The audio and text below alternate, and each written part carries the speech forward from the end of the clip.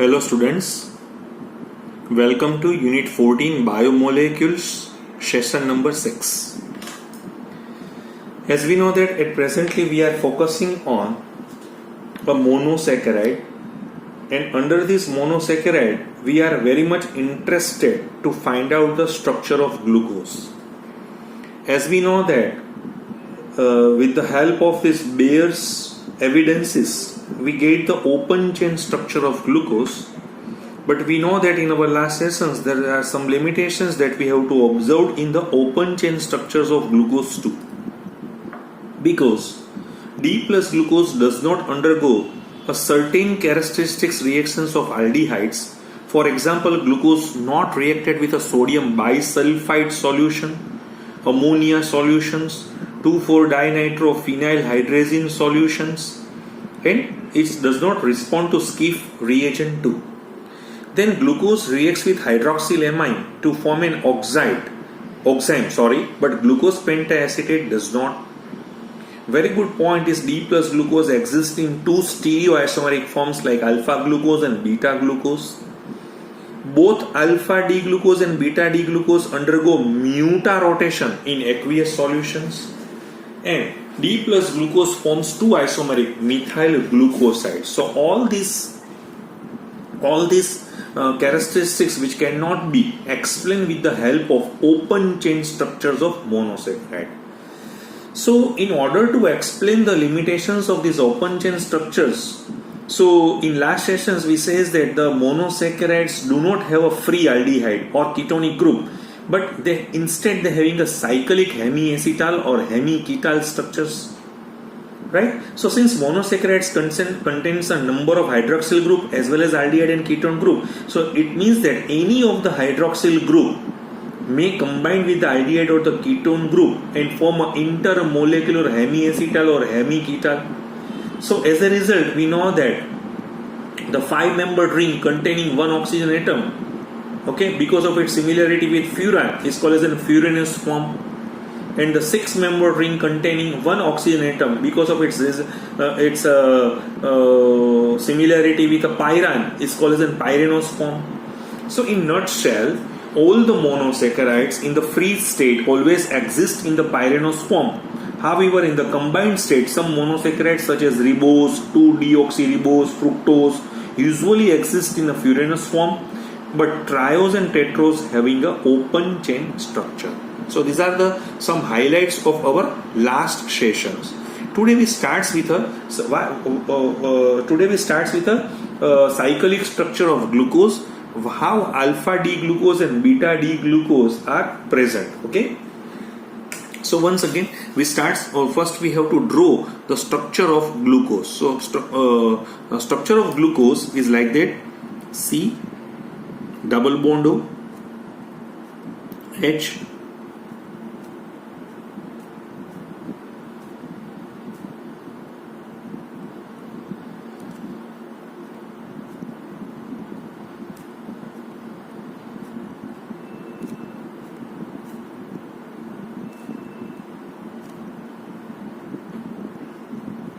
देखिए ये मैंने जो आपको यहाँ पे ड्रॉ करके दिखाया हुआ है वो कुछ भी नहीं है, ये हमें मालूम है ये D प्लस ग्लूकोज का स्ट्रक्चर है, ओपन चेन स्ट्रक्चर है। अभी मैं आपको जो दिखा रहा हूँ वो फिशर प्रोजेक्शंस की तरह से, जो एमिल फिशर ने दिखाया था इस तरह से हमें मालूम है कि ये जो कीटोन मीन्स यहाँ पे कार्बोनिल ग्रुप है यानी एल्डिहाइड ग्रुप है, तो डेफिनेटली कोई भी हाइड्रोक्सिल ग्रुप के साथ वो रिएक्ट करेगा, लेकिन हमें मालूम है उसमें बॉन्ड एंगल भी देखना पड़ता है, उसका स्ट्रेस बॉन्ड स्ट्रेस कितना आ रहा है। तो इस तरह से हम देखेंगे तो ये जो वाला है, जैसे मैंने यहाँ पे नंबर डाला हुआ है 1, 2, 3, 4, 5 एंड 6, तो 5 वाला जो O है इसके लॉन पेयर है वो बिल्कुल यहाँ से पार्शियली कार्बन के साथ जुड़ जाएंगे, तो वो साइक्लिक स्ट्रक्चर की तरफ चले जाएंगे। तो उसका साइक्लिक स्ट्रक्चर मुझे कैसा दिखेगा, देखिए मैं कुछ ऐसा दिखा सकता हूँ ना, यहाँ पे देखिए आप H C OH है, दूसरा यहाँ पे क्या है C है, OH है और H है, ठीक है। तीसरा मैं यहाँ पे दिखा रहा हूँ आपको, यहाँ पे ये OH और H है, यहाँ पे भी आप देखिए C है, यहाँ पे OH है, ये तो बिल्कुल इसमें तो कोई हमें दिक्कत ही नहीं है। ये जो मैंने दिखाया हुआ है देखिए आप, और यहाँ फर्स्ट और 5 के बीच में ये ऑक्सीजन का जो लिंक है, वो जो हेमी एसिटाल कंपाउंड्स है, वो यहाँ पे फॉर्म हो गया है। देखिए यहाँ पे ये जो कार्बन है वो अल्फा कार्बन है। यहाँ पे number 1, number 2, number 3, number 4, number 5, number 6। अभी आप जो देख रहे हैं वो अल्फा की पोजीशंस में देखिए अभी क्या हुआ था, तो कि ये जो कंपाउंड है ना, यहाँ पे जैसे फ्री स्ट्रक्चर में था, लेकिन यहाँ पे जैसे आ गया ना तो वो कीराल हो गया है। देखिए ये कायरल कार्बन में चला गया है और ये जो कायरल था वो निकल गया है। ठीक है, तो नया एक कायरल कार्बन यहाँ पे बना हुआ है और उसकी जो पोजीशन है उसको हम अल्फा बोलेंगे। तो हम ये जो स्ट्रक्चर्स हम आपको यहाँ पे जो दिखाई दे रहा है वो है अल्फा डी प्लस ग्लूकोज, और जैसे मैं और भी मैं यहाँ पे और कई बार इसको अल्फा डी प्लस ग्लूको पायरेनोस भी बोलेंगे कि ये पायरान स्टाइल में भी चला गया है, तो ये पायरेनोस स्ट्रक्चर भी हम इसको बोल सकते हैं, है कोई कुछ भी बोल सकते हैं। अच्छा, एक कुछ ऐसा भी हो सकता है ना कि ये जो HCOH का पोजीशंस यहाँ पे इस तरह से भी हो सकता है, OH है, C है, H है। देखिए 1, 2, 3, 4, 5 and 6, this is CH2OH। Okay, ठीक है, तो कुछ इस तरह से हम दिखा सकते हैं। देखिए आप यहाँ पे, मैंने यहाँ पे भी ओके, यहाँ पे भी हम देख रहे हैं OHCH है, HCOH है और ये भी HC के साथ जुड़ेगा। देखिए यहाँ पे O का जो लिंक है वो यहाँ से इस तरह से जुड़ सकता है। देखिए मैं यहाँ पे नंबर भी आपको दे रहा हूँ 1, 2, 3, 4, 5, 6 और ये जो कीरा कार्बन है, लेकिन यहाँ पे दोनों में चेंज क्या है, यहाँ अल्फा में H और OH की पोजीशंस यहाँ पे बदल गई है। ये भी वो स्टीरियो आइसोमर ही हो रहे हैं, यानी सिर्फ एक नंबर के जो कायरल है उसकी पोजीशंस हम बदलते हैं, तो ये जो दोनों हमें दिखाई दे रहे हैं इसका हम क्या नाम बोलेंगे, बीटा डी प्लस ग्लूकोज ही हम बोलेंगे। और हम इसको इस तरह से भी बोल सकते हैं, बीटा डी प्लस ग्लूको पायरेनो स्टाइल में है, पायरेनोज में है। ठीक है, अभी देखिए मैं क्या बोल रहा हूं आपको कि we have discussed in last sessions that the monosaccharides have a cyclic hemiacetal और hemiketal structures, इस तरह से कुछ हो सकता है। So for to illustrate, let us first consider the example of D-glucose। ये मैंने यहाँ पे दिखाया हुआ है। यहाँ पे जो मैंने हेमीएसिटाल का फॉर्मेशंस किया था, तो जो C5 वाला जो OH था वो कहाँ पे ज्वाइंट हो गया, C1 का एल्डिहाइड के साथ ज्वाइंट हो गया। तो अभी जो C1 वाला था, जो C1 वाला मैंने यहाँ पे दिखाया है, वो कीराल कार्बन हो गया या असिमेट्रिक कार्बन होने की वजह से उसमें दो पॉसिबिलिटीज अरेंजमेंट की आ गई है, जिसमें H और OH की पोजीशंस बदल रही है। दूसरी शब्दों में बताऊं तो मैं क्या बोल रहा हूं कि ये जो D प्लस ग्लूकोज है वो दो स्टीरियो आइसोमर के फॉर्म में मुझे दिखाई दे रहा है, alpha D glucose and beta D glucose. उसको मैंने फिशर प्रोजेक्शंस की वजह से इस तरह से दिखाया हुआ है। अब देखिए अल्फा डी ग्लूकोज है, उसमें OH का पोजीशन C1 कार्बन के साथ जो जुड़ा हुआ है वो राइट हैंड साइड पे है। यहाँ पे बीटा में OH ग्रुप जो C1 से जुड़ा हुआ है वो लेफ्ट हैंड साइड में है। तो जो हम यहाँ पे इस तरह से बता सकते हैं, तो मैं देखिए मैं आपको यहाँ क्या बताना चाहता हूं कि such a pair of stereo isomers which differ in configuration only around C1 are called anomers. इसको हम क्या बोलेंगे, एनोमर्स बोलेंगे। यानी दोनों स्टीरियो आइसोमर है लेकिन एक ही पोजीशंस पे वो अलग हो रहे हैं, तो हम उसको एनोमर बोलेंगे। और and the C1 carbon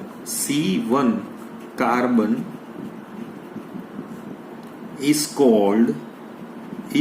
called anomeric carbon. हम उसको क्या बोलेंगे, एनोमेरिक कार्बन भी बोल सकते हैं। कहीं जगह पे मैंने अच्छी रेफरेंस बुक में इसको हम इस तरह से भी बुलाते हैं, ग्लाइकोसिडिक कार्बन। की तरह से भी बोला जाता है, क्योंकि यहाँ से ग्लाइकोसिडिक बॉन्ड बन रहा है तो उसको हम ग्लाइकोसिडिक भी बोला सकते हैं। तो आपको एनोमेरिक कार्बन का कुछ पता चल गया, किसको एनोमेरिक कार्बन बोल रहे हैं। देखिए अभी जो मेरा जो सीक्रेट था, हम कहीं दो तीन लेक्चर से हम आपको बोल रहे हैं कि कौन सा सीक्रेट है, वो आप देखिए। अभी जो हमने डिफेक्ट ओपन चेन स्ट्रक्चर्स में देखी थी, जो उसका ड्रॉबैक था, अब हम एक एक करके उसको सुलझा रहे हैं, ठीक है। So this cyclic hemiacetal structures of glucose explains all the objections which is raised against the open chain form that we have to discuss step by step। अच्छा, इससे पहले देखिए मैं इसमें आपको एक बात और भी जोड़ना चाहता हूं। यहाँ पे एक म्यूटा रोटेशंस का एक फॉर्मूला होता है। वो म्यूटा रोटेशंस क्या है आप देखिए। The phenomena of muta rotations exhibited by glucose anomers can be easily explain in terms of the cyclic structure. इसमें जो प्रॉब्लम्स आ रहे हैं ना, वो हमें देखना चाहिए कौन सा प्रॉब्लम आ रहा है। देखिए मैं जो आपको फर्स्ट ड्रॉबैक पॉइंट से मैं आपको यही दिखाना चाहता हूं, the phenomenon of muta rotation exhibited by glucose anomers can be easily explained in terms of cyclic structure।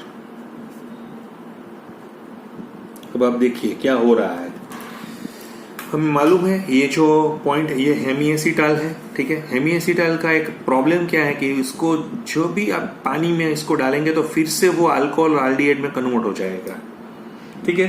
So each of this anomers is a typical hemiacetal, right. ये जो दोनों एनोमर्स मैंने बताए हैं वो टिपिकल हेमिएसिटाल्स है।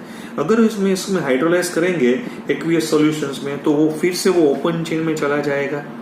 तो मैं यहाँ पे क्या कर रहा हूँ, जैसे मैं इसको पानी में डाल रहा हूँ, एक्वियस सॉल्यूशंस उसका बना रहा हूँ, तो either anomers is converted through, तो क्या हुआ कि ये जो है ना इसमें कन्वर्ट हो गया है, फिर वो इसमें चला गया, फिर ये भी इसमें कन्वर्ट, जैसे मेरे पास बीटा डी ग्लूकोज था उसमें पानी डाला तो यहाँ पे आ गया, ये भी यहाँ पे आ गया, और फिर वो इंटर कन्वर्टेबल, जैसे मैं आपको बता रहा हूँ ये लॉक पोजीशन है, ये अनलॉक पोजीशन है और ये लॉक है। तो लॉक से अनलॉक होके फिर लॉक हो जाएगा, फिर लॉक अनलॉक लॉक, इस तरह से जो प्रोसेस एक्वियस सॉल्यूशंस में हमें जो दिखाई दे रही है, राइट। तो इसको हम क्या बोलेंगे, म्यूटा रोटेशंस बोलेंगे। लेकिन म्यूटा रोटेशंस में एक दिक्कत क्या है कि जैसे मुझे यहाँ पे दिखाई दे रहा है कि ये 36% अल्फा बता रहा है, यहाँ पे आप देखेंगे तो कितना परसेंटेज है, नियर अबाउट 64% है। और जो यहाँ पे मुझे दिखाई दे रहा है ये सिंपल डी प्लस ग्लूकोज का है, वो लेस देन 0.5% का ही मुझे यहाँ पे दिखाई दे रहा है। ये ओपन चेन फॉर्म है, देखिए ओपन चेन फॉर्म का मुझे मिलेगा। ओपन चेन ऐसा ही होता नहीं है, उसको एक्वियस सॉल्यूशन में डालेंगे तो ही ओपन चेन में आएगा। फिर ओपन चेन से ये कुछ इस तरह से इंटर कन्वर्टेबल हो रहे हैं, यानी इसका एक इक्विलिब्रियम मिक्सचर बन रहा है। ओके, सो ये ओनली 0.5% है, ठीक है। So this during muta rotations the rings opens up to give the open chain form which then recloser either in the inverted position or in the जो जैसे ये है वो खुल के फिर से यहाँ पे भी आ सकता है या यहाँ पे से लॉक हो सकता है। इस तरह इसमें पानी डालेंगे तो ये खुल के यहाँ पे आएगा, फिर वापस इस तरह से भी जा सकता है या आगे भी वो जा सकता है। सो it gives a mixture of two anomers with a small amount of open chain form। तो जो भी रिड्यूसिंग शुगर्स है, जैसे हम बोल रहे हैं मोनोसेक्रेट से भी रिड्यूसिंग शुगर है, हम अभी डाइसेक्रेट में भी बोलेंगे कि माल्टोज है, लैक्टोज है, वो भी रिड्यूसिंग शुगर है। तो जो भी वो रिड्यूसिंग शुगर है ना, वो म्यूटा रोटेशन करेंगे, ये इसकी कैरेक्टरिस्टिक्स है। तो आपको थोड़ा म्यूटा रोटेशंस का मैंने आपको यहाँ पे कॉन्सेप्ट यानी फंडा मैंने आपको यहाँ पे समझाया हुआ है। दूसरी दिक्कत क्या थी ये भी आप देखिए। हमें मालूम है कि जो हमारा डी प्लस ग्लूकोज था, राइट, उसके पास तो एल्डिहाइड ग्रुप था। इसके पास एल्डिहाइड ग्रुप होने की वजह से वो क्या कर रहा था, क्योंकि वो साइनोहाइड्रीन कंपाउंड बना रहा था, ठीक है। वो ऑक्साइन भी बना रहा था, ठीक है।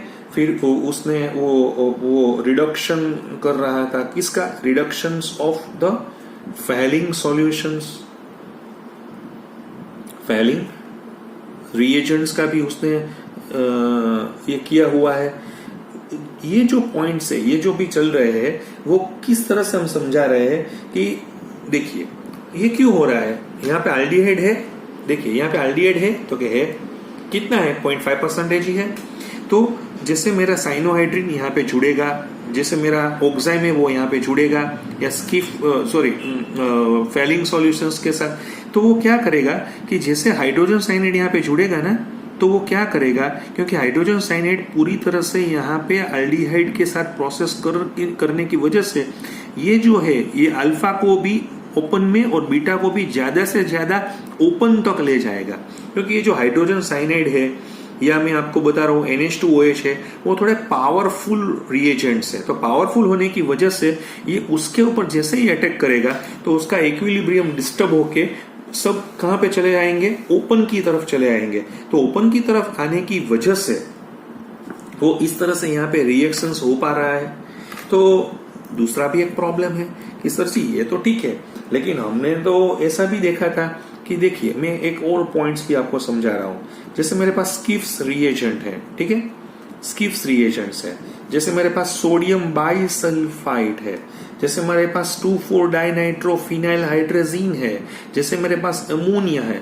तो ये जो कंपाउंड है वो है एल्डिहाइड के साथ प्रोसेस करने चाहिए, लेकिन जो ग्लूकोज है वो उसके साथ प्रोसेस नहीं कर पा रहा है।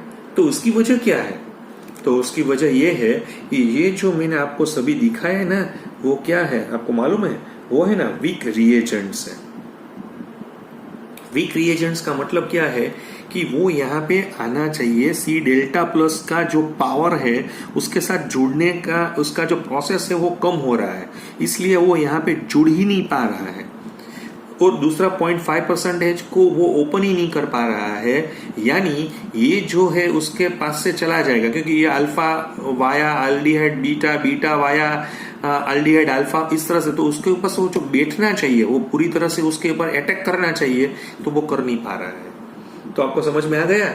Even though there is a presence of aldehyde, okay, presence of aldehyde, but it's only 0.5%.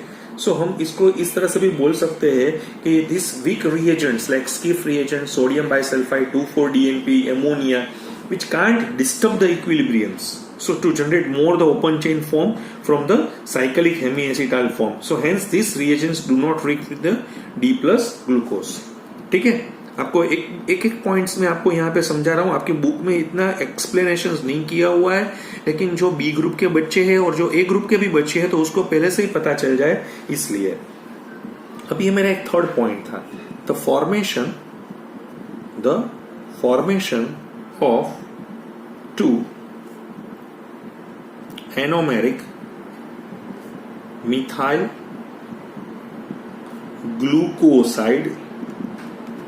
glucosides can be explained in terms of the cyclic structures.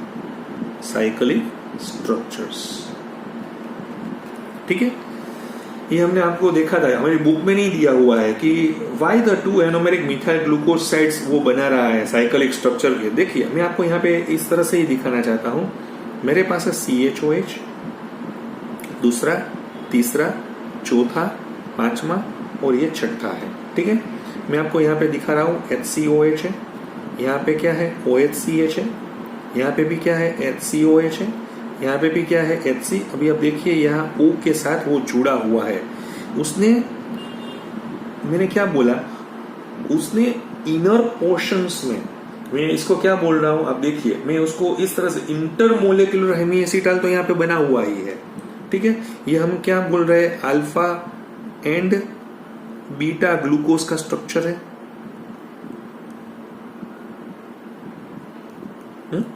अभी क्या होगा, अभी मैं इंटर में से इसके पास मीथेनॉल और ड्राई HCl के साथ में उसका रिएक्शन कर रहा हूं। तो एक और पॉसिबिलिटी यहाँ पे जो फर्स्ट कार्बन पे है तो क्या हो जाएगा, यहाँ पे HCOCH3 हो जाएगा। ठीक है, यहाँ पे भी आप देखिए HCOH है, अभी यहाँ पे क्या है C है, H है, अभी OH चला गया है। ठीक है, यहाँ पे भी देखिए आप HCOH है, फिर यहाँ पे क्या है HC और नीचे है CH2OH। तो इस तरह से हम देखेंगे तो यहाँ पे भी आप देखिए एक इसने क्या बनाया है, उसने बनाया है मिथाइल अल्फा डी ग्लूकोसाइड बनाया हुआ है। इस तरह से बीटा भी बन सकता है ना, तो मैं बीटा भी आपको बताना चाहता हूं। जैसे मेरे पास OCH3 है, यहाँ पे C है, H है, फिर से ये इस तरह से अब देखिए आप यहाँ पे मैं क्या दिखा रहा हूं आपको, यहाँ पे भी OH है। ठीक है, यहाँ C है, HCOH है, यहाँ पे भी C है, HC है और यहाँ पे भी CH2OH। तो उसने यहाँ पे देखिए आप बीटा, सो ये क्या कंपाउंड है, तो it's a methyl beta D glucoside दोनों बनाए हैं। एक बार फिर से मैं आपको दिखा रहा हूं, राइट। ये जो इक्विलिब्रियम मिक्सचर था मेरा अल्फा और बीटा डी ग्लूकोज का, वो दोनों सेपरेटली मीथेनॉल के साथ in presence of dry HCl gives the corresponding methyl D glucoside. अभी ये जो हो गए ना, अभी ये देखिए आप, ये फुल एसिटाइल में चला गया अभी। सो इसका मतलब अभी इसके पास OH होने के बावजूद भी अभी वो एक्स्ट्रा मीथेनॉल के साथ प्रोसेस नहीं, पहले तो उसने क्या किया, इनरी बना दिया है, अभी वो दूसरा बना दिया है उसने एसिटाइल, यानी फुल एसिटाइल्स यहाँ पे उसने डाल दिए है। So being acetyls they are hydrolysed back to methanol and glucose only in the aqueous acidic medium. ठीक है, in other words they are not hydrolysed in aqueous solution and does not undergo muta. अभी इसमें कोई म्यूटा rotation वाली बात नहीं होगी क्योंकि अभी वो फुल एसिटाइल में चला गया है। तो इसका मतलब यह हुआ कि लाइकवाइज अल्कलीज है, तो ये अल्कली के साथ स्टेबल होने की वजह से वो टॉलेंस या फेलिंग के साथ जुड़ेगा नहीं। ठीक है, तो वो टॉलेंस और फेलिंग के साथ टेस्ट नहीं दे पा रहा है, तो उसका रीजन भी हम इस तरह से ही लगा सकते हैं। तो ये मेरा थर्ड पॉइंट था। अभी मेरा फोर्थ पॉइंट मैं आपको यहाँ पे दिखाना चाहता हूं। मैं स्टेप बाय स्टेप जो भी मैंने ड्रॉबैक वहां पे आगे दिखाए थे, सेम ड्रॉबैक मैं आपको यहाँ पे भी दिखाना चाहता हूं। देखिए, ये जो फोर्थ मेरा पॉइंट था वो क्या है, आप देखिए। ठीक है, मैंने आपको यहाँ पे इस तरह से देखिए CHOH है, 2 3 4 5 6। ठीक है, यहाँ पे भी देखिए आप HCOH है, यहाँ OHCH है, यहाँ HCOH है, यहाँ भी आप देखिए ये इसका साइक्लिक स्ट्रक्चर है। ये हमें मालूम है अल्फा बीटा डी ग्लूकोज का मिक्सचर है। ठीक है, अभी मैंने उसको, आपको मालूम है ना, मैंने वो एसिटिक एनहाइड्रेट डाला था, कितने mole, 5 moles, because there is a presence of 5 hydroxyl group है, राइट। तो वो 5 एसिटिक एसिड जो यहाँ से निकल जाएंगे और मुझे कुछ इस तरह से कंपाउंड मिलेगा ना, HCO COCH3, दूसरा, तीसरा, चौथा, पांचवा, छठा CH2O COCH3। यहाँ तो H है ही, लेकिन यहाँ OCOCH3 सेम पे, यहाँ पे H है, OCOCH3 हो जाएगा। इस तरह से भी यहाँ पे HCOCOCH3 है, फिर यहाँ पे भी, और उसका साइक्लिक स्ट्रक्चर मुझे इस तरह से मिल सकता है। ये कुछ भी नहीं है, ये हमें दिखाया है अल्फा डी ग्लूकोज पेंटा एसीटेट का स्ट्रक्चर्स मैंने यहाँ पे दिखाया है। इस तरह से बीटा डी ग्लूकोज भी हो सकता है ना। देखिए मैं यहाँ पे 1 2 3 4 5 6 CH2OCOCH3 था। यहाँ पे भी मैं इस तरह से कर सकता हूँ ना, CH3 COO। ओके, ये हो गया। ये दूसरा वाला, ये तीसरा वाला, ये चौथा वाला, ये पांचवा वाला, वो तो साइकिल से जुड़ा हुआ है। ये जो मैंने आपको दिखाया वो क्या है, बीटा डी ग्लूकोज पेंटाएसीटेट। ये मेरी बुक में नहीं, हाँ मैं इसलिए बता रहा हूँ कि JEE मेन के और नीट के कई एग्जामिनेशंस में ये क्वेश्चंस डाला है। सो लाइक मिथाइल ग्लाइकोसाइड, ठीक है, ग्लूकोज पेंटाएसीटेट ऑल्सो एग्जिबिट्स इन 2 एनोमेरिक फॉर्म्स। हाँ अभी देखिए ये जो पेंटाएसीटेट में कोई OH ग्रुप, यहाँ पे देखिए यहाँ पे OH ग्रुप फ्री था, खुला था, ठीक है ना, तो OH ग्रुप फ्री होने की वजह से वो एल्डिहाइड में आ सकता है, लेकिन यहाँ पे तो OH ग्रुप है ही नहीं, ठीक है। तो इसका मतलब ये हुआ कि यहाँ पे OH ग्रुप की प्रेजेंस है, देखिए आप, है ना, तो वो हाइड्रोक्सिल एमाइन के साथ रिएक्ट होके ऑक्साइम बना सकता है ना। लेकिन ये जो हम दोनों देख रहे हैं उसमें OH है वो फ्री नहीं है, खुला ही नहीं है, तो इसका मतलब इसका हाइड्रोलिसिस नहीं हो पा रहा है, तो ये हाइड्रोलाइज्ड नहीं हो पा रहा है। इसका मतलब ये NH2OH के साथ ऑक्साइम कंपाउंड नहीं दे पा रहा है, ठीक है। आपको समझ में आ गया मैं क्या बोल रहा हूं। अभी लास्ट और अभी जो मेरा पॉइंट्स है वो तो सब कुछ खत्म हो गया, ठीक है, लेकिन वो जो मेरा स्ट्रक्चर्स था, तो वो स्ट्रक्चर्स को किस तरह से वो यहाँ पे हैंडल कर रहे हैं ना, वो भी एक देखने की एक चीज है। 1 2 3 4 5 6 CH2OH, ठीक है, हमें मालूम है यहाँ पे H और OH है, यहाँ पे भी है OH और H है, ठीक है, यहाँ पे भी है H और OH है, यहाँ पे भी H है, वो साइकिल के साथ जुड़ा हुआ है यहाँ से। और ये हमें दिखाया, मैंने अभी जो दिखाया है ना वो है फिशर प्रोजेक्शंस मैंने दिखाया है। फिशर प्रोजेक्शंस किसका मैंने दिखाया है, अल्फा डी ग्लूकोज का। तो जो एक और साइंटिस्ट था उसका नाम था Haworth. The cyclic structure of monosaccharide can be better represented by Haworth projections formula.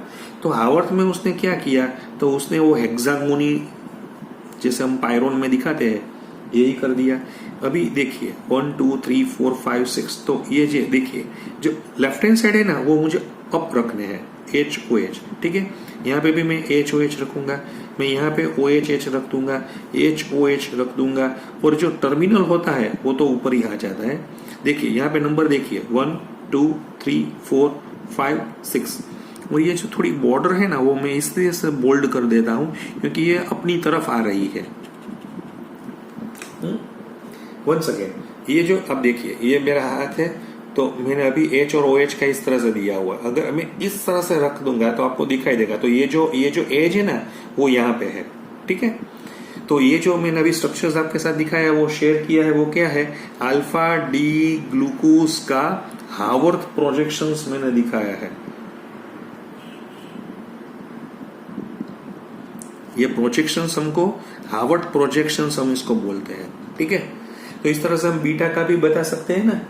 So once again for Haworth projections formula, right, alpha D glucose, so draw hexagon, पहला हमें हेक्सागोन दौड़ना पड़ेगा, यहाँ पे हम इसका ड्रॉ करके with its oxygen atom at the upper right hand corner, यहाँ पे अपर राइट हैंड कॉर्नर में ऑक्सीजन यहाँ पे डाल देते हैं। The lower edge is thickened to indicate that this edge is towards to the observer. अब जो देख रहे हैं उसके सामने यहाँ पे आ रही है। Place all the groups C1, C2, C3, C4 which are present on the left hand side in the structures, right? यहाँ पे जो structures था, ठीक, above the plane of the ring, and all those groups on the right hand side below the plane of the ring, जो right hand side है वो below the plane of the ring यहाँ पे हम दिखाएंगे। The terminal CH2OH group है which is always placed above the plane of the hexagon ring in capital D series. So following the above procedure, Haworth projections formula of alpha D glucose is observe. तो इस तरह से हम beta भी दिखा सकते हैं ना। देखिए पहला मुझे क्या करना पड़ेगा, हेक्सागोन दिखाना पड़ेगा with oxygen on your right hand side. ये थोड़ा थिकन पोर्शंस है वो ऑब्जर्वर के सामने है इसलिए। फिर मैं यहाँ पे क्या करूंगा, आपको बीटा में खाली एक ही डिफरेंस है ना, यहाँ पे OH आया जाएगा, बाकी तो सब कुछ सेम ही था, ठीक है। ये बीटा डी, इसको आपको ये बहुत अच्छी तरह से तैयार करना है क्योंकि फ्यूचर में हम इसके साथ ही बात करेंगे, ठीक है। ये जो मैंने दिखाया है वो है alpha D glucose, sorry beta D glucose का हार्वर्ड प्रोजेक्शंस दिखाया हुआ है। सो मैंने फिशर भी दिखाया, हार्वर्ड भी प्रोजेक्शन दिखाया, लेकिन हार्वर्ड प्रोजेक्शंस है ना वो बेटर है मोनोसेकेराइड को दिखाने के लिए। तो आज के लिए हम यहीं पे रुकेंगे। नेक्स्ट लेक्चर में हम ग्लूकोज के साथ एक फ्रुक्टोज की भी बात करेंगे। आपको कोई दिक्कत हो तो मुझे व्हाट्सएप कीजिए, और मेरा जो यूट्यूब का जो आप यहाँ पे जैसे देख रहे हैं वहां पे आप सब्सक्राइब इसलिए कर दीजिए क्योंकि फ्यूचर में मैं ओपन नहीं करूंगा वो पूरा, क्योंकि अभी तो कई बच्चे के लिए मैं ओपन किया हुआ है, लेकिन बाद में मैं क्लोज कर दूंगा। तो आपको सब्सक्राइब होने की वजह से ही आप उसमें जा पाएंगे, अदरवाइज आप नहीं जा पाएंगे। तो आप सब्सक्राइब खास कर लीजिए।